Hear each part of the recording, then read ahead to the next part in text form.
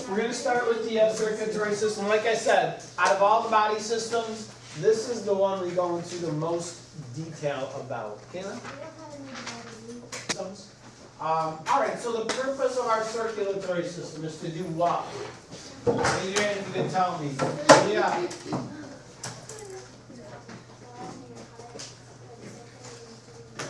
Yeah, move your blood moving through your body. What is your blood moving through? What is its purpose? Thomas? To deliver things to your cells, and also, okay, to deliver things to your cells, and also, what? What out of your cells? Yeah, and to remove waste products from the cells. Okay, so it has sort of two purposes. Now notice I didn't say remove CO2 and waste from your body. Why? Brandon? Because the blood doesn't remove it, the lungs do. Yeah, the blood doesn't actually remove it from the body. It takes away from the cells. Then it is the excretory system that gets rid of that waste from the actual entire organism. The main driving force behind the circulatory system is obviously the heart. And, the shape of the heart, it's not this little cute heart shape that you can do with your hands, I'm sorry to report. It's a much more complicated shape.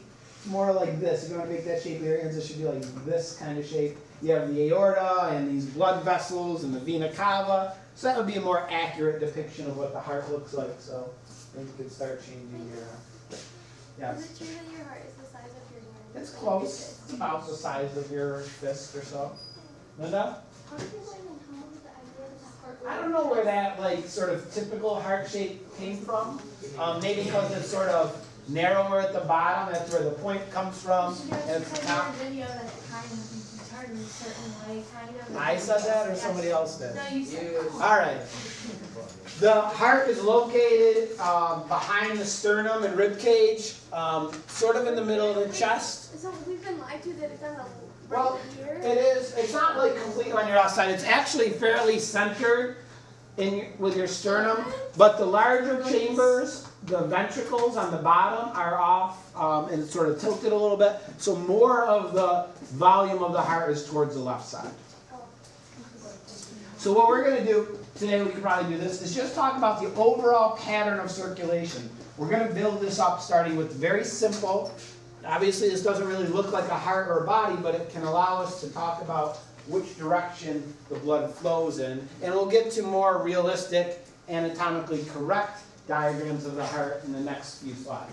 But to begin, let's start with the right side of the heart. Remember, we're talking about it as if it's in my body. So my right hand is here. That's the right side of the heart over there. The right side of the heart is where blood from all the various body parts is collected.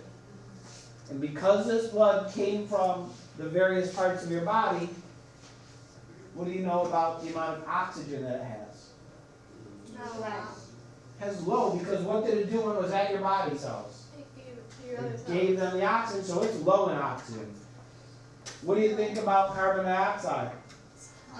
Yeah, it's high in carbon dioxide because it removed that from the cells.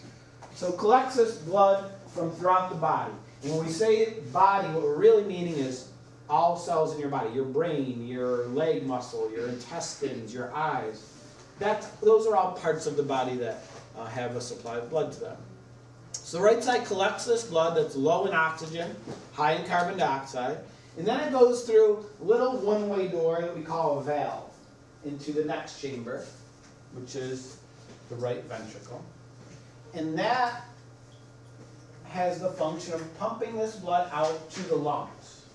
It needs to get to the lungs now because it's low in oxygen and high in carbon dioxide. So the right side of the heart pumps it out to the lungs.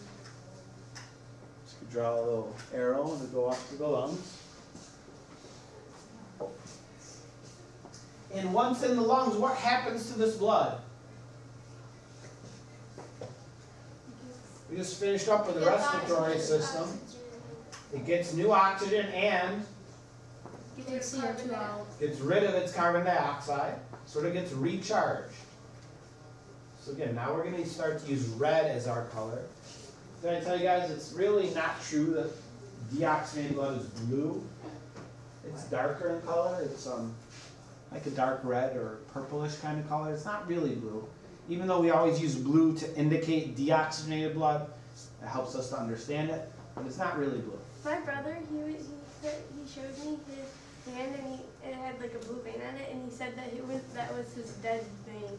Oh really? No, those veins appear blue because they're thin walled and because of the way light travels through your skin, but the blood inside is not really blue. Okay, so now that this blood is sort of recharged, where does it go then? The left side. side. Yeah, to the other side of the heart, to the left side of the heart, which collects the blood from the lungs. Describe this blood now. Oxygenated. Oxygenated. How about carbon dioxide levels? Not Low. carbon Low. dioxygenated. Yep, it's high in oxygen. It's low in carbon dioxide. It's carbon dioxide. Is that a new word? No. Oh. All right. But we just made it though. Then, where does this blood need to go to after it's on the left side? To the body. To the body, to all the various parts of the body, the liver, the kidneys, the eyes, your brain, your toes, your calf muscles, everywhere. Once it gets to the body, what does it do? Comes back to. Well, when it gets to a cell, what's the purpose of the blood? Hold on. It gives them oxygen and nutrients and takes away their carbon dioxide. And then the pattern repeats. No, I have a pass. It's only Can I like have a pass 10 too? seconds. You'll be okay. Can I have a pass? No, 10 seconds. You got it.